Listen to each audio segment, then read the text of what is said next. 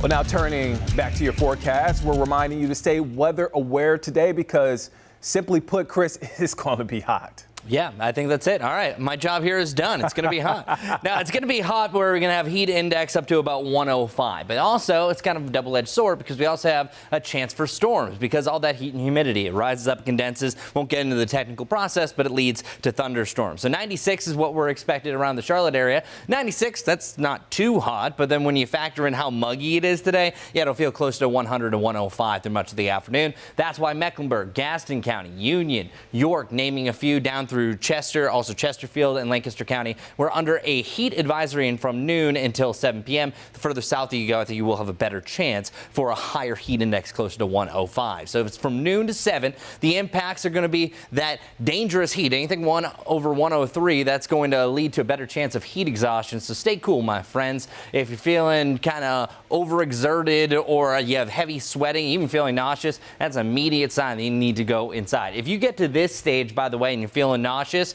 you don't want to get to the next one because that might be too far gone at that point. So listen to what your body's telling you. Stay weather aware. Stay safe. 105 is the peak today. 107 tomorrow, since it will be a little bit warmer. And then heading into the weekend, I've removed this from the weather aware status for the heat because we're only going to have a 102. So we're pretty close. Still feeling like 100. It's a hot day, but the storms, I think, are really going to bring this temperature down where it might only hit 90 degrees barely before the storms roll in. Because you notice one day stands out from all the rest. Yeah, a likely chance for storms on Saturday, but it's today.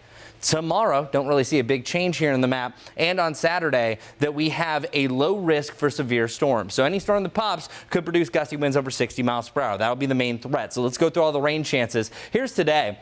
Really starting at noon, you could see a shower. We're already seeing some activity right around the mountains right now. It's between about noon to 3. That's where we first see it from the foothills and then west of I-77. So mid to late afternoon is where the Charlotte area is going to be impacted. This is more of an afternoon event compared to the evening because once the sun sets, we lose a lot of the energy. And then there's a dying system that could impact a little bit of rain up in the mountains. By the early morning hours, it shouldn't get to the Charlotte area. Round 2. Through the afternoon on Friday, same thing goes. Starts in the foothills to the northwest, jogs its way to the southeast. Mid to late afternoon as we're seeing this activity. But this is the change here for Friday. Friday, I think early evening, we're good. We're in the clear. But then a second round of showers and storms. Some of these could be strong. It's a good time of day that's going to limit our severe activity. But that's going to dump some heavy rain.